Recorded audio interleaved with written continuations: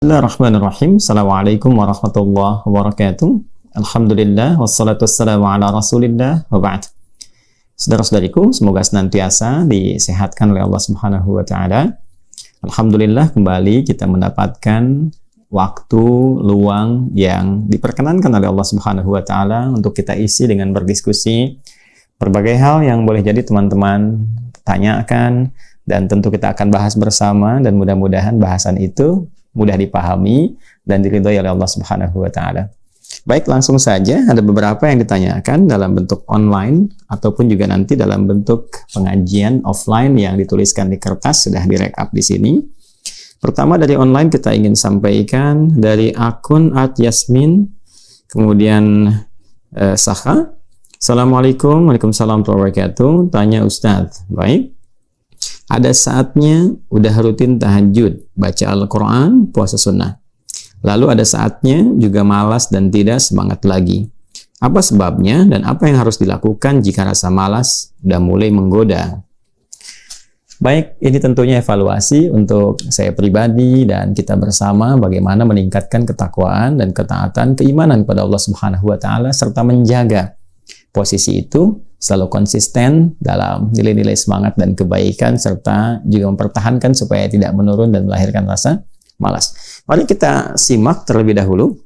Ada satu kaidah yang sangat mendasar, yang ini juga dipedomani oleh para ulama. Saat kita mendapatkan kaidah ini yang berbunyi, al-imanu yazidu wa yantaqisu. Yazidu bil ta'ati wa yantaqisu bil ma'siyah. Iman itu bisa ada kalanya meningkat. Meningkat dengan apa? Rumusnya disampaikan bitta'ah, dengan meningkatkan banyak ketaatan kepada Allah Subhanahu wa taala. Ketaatan mencakup segala bentuk ragam amal soleh, dalam bentuk ibadah yang ritual atau dalam bentuk menganalisis segala hal yang ada di lingkungan ini untuk mampu mendekatkan diri kepada Allah Subhanahu wa taala. Misal, saat seseorang meningkatkan ibadah ritualnya kepada Allah dari salat fardunya yang sendirian jadi berjamaah, yang berjamaah menjadi dikerjakan di masjid. Lalu yang terbiasa istiqamah berjamaah ditambah dengan sholat sunnah, sampai merasakan kenikmatan itu.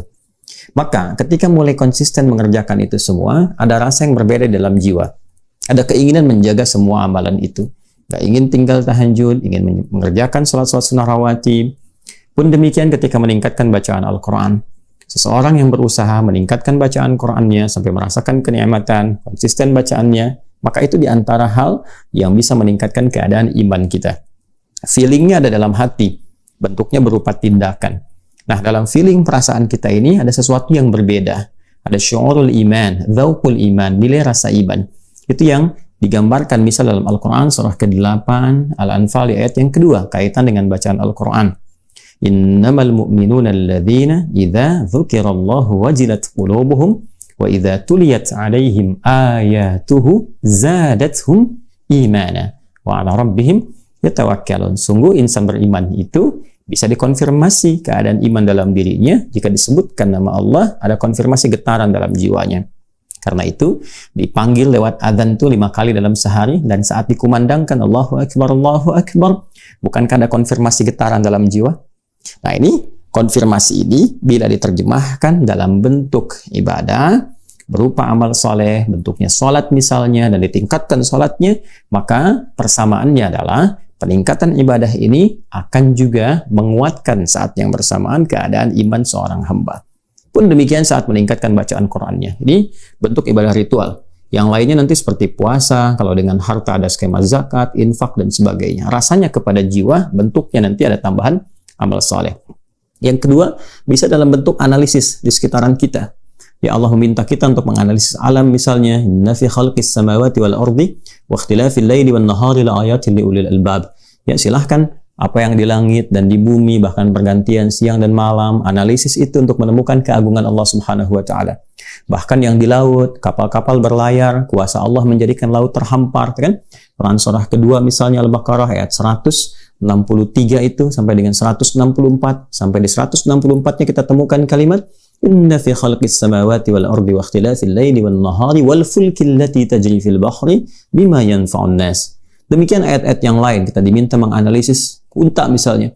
Afala yanzuruna ilal ibili kaifa khuliqat atau pada diri kita sendiri. Wa fi anfusikum afala tubsirun. Analisis diri kita, bagaimana Allah menciptakan dengan sempurna, dari mulai mata dulu misalnya, bagaimana syarafnya, segala halnya, kan? Kemudian sampai dengan ke telinga, ke lisan, sampai ke telapak tangan, ada sidik jari dan sebagainya. Siapa yang mampu menciptakan itu semua? Karena itu, ketika semua fenomena alam ini dihitung dan berwujud berupa ilmu pengetahuan yang terukur, ada sensenya, yang mengukur segalanya, rotasinya, dari mulai bumi, dari orbitnya matahari, planet-planet dan sebagainya bisa terukur. Tujuan terbesarnya adalah bukan sekedar ingin menjadikan seorang hamba meningkat aspek intelektualitasnya sehingga menjadi seorang ilmuwan, mampu mengatur kemudahan dalam beraktivitas. Tidak. Itu hanya capaian-capaian kontemporer yang disajikan dengan garis-garis tujuan temporer saja.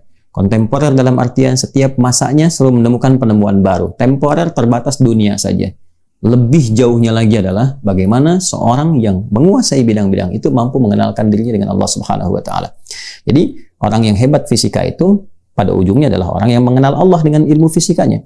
Orang yang hebat geologinya itu orang yang mampu mengenal Allah lewat titipan ilmu itu. Karena tidaklah desain ilmu itu dihadirkan bukan sekedar untuk menghitung dan memudahkan kehidupan, tapi lebih untuk mengenali siapa yang mampu menciptakan semua ini. Karena itu, pada skema yang kedua ini, Allah meminta kepada kita, silahkan analisis apa yang telah aku tetapkan dengan sempurna. Aku ciptakan, aku tetapkan kehidupannya dengan teratur, dengan terukur. Siapa yang bisa membuat itu selain Allah Subhanahu wa ta'ala? Maka, ilmu-ilmu yang membantu kita belajar itu sejatinya seharusnya mampu mengenalkan kita kepada Allah.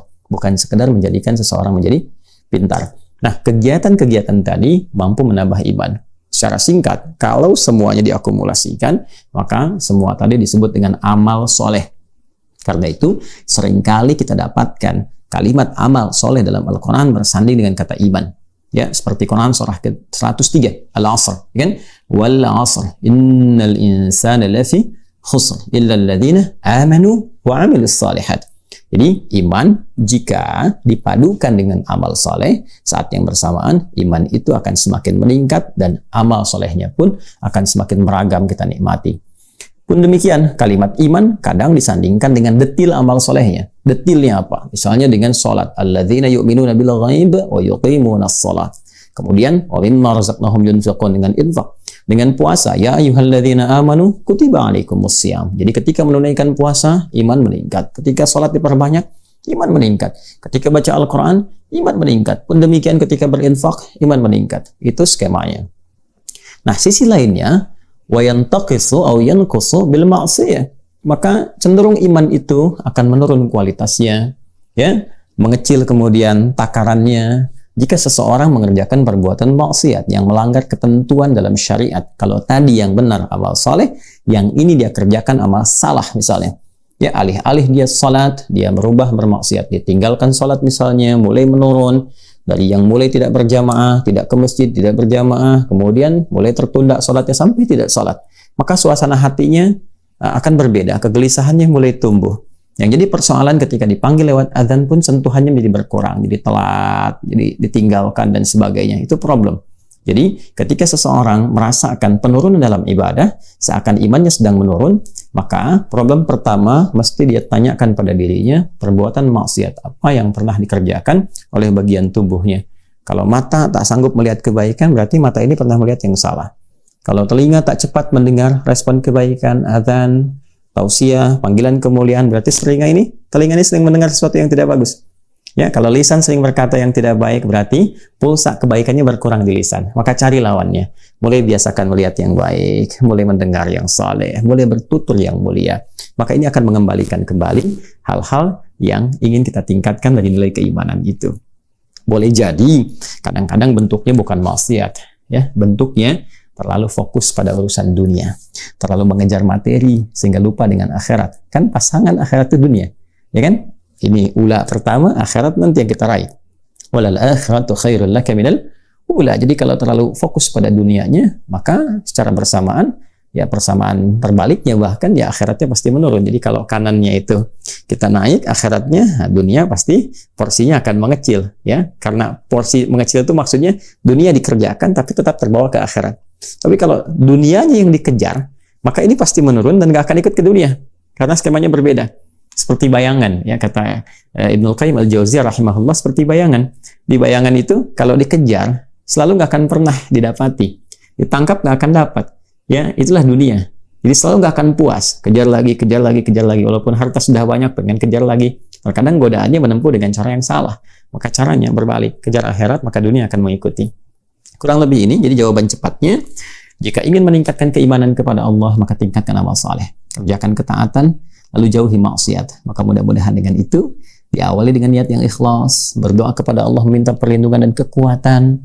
Setelah itu mencoba untuk memulai dan cari orang-orang baik sekitaran kita untuk menjaga semua amalan itu bisa konsisten sampai kita menemui ajal dan kembali kepada Allah Subhanahu wa taala. Demikian saudariku, semoga bermanfaat, semoga Allah ridhai, dan semoga bisa dipahami yang benar dari Allah dan Rasulnya. Kalau ada kekurangan, kesalahan mutlak dari saya, silahkan ditinggalkan, abaikan, dan ambil setiap yang baik yang Allah dan Rasulnya ridhai. Assalamualaikum warahmatullahi wabarakatuh.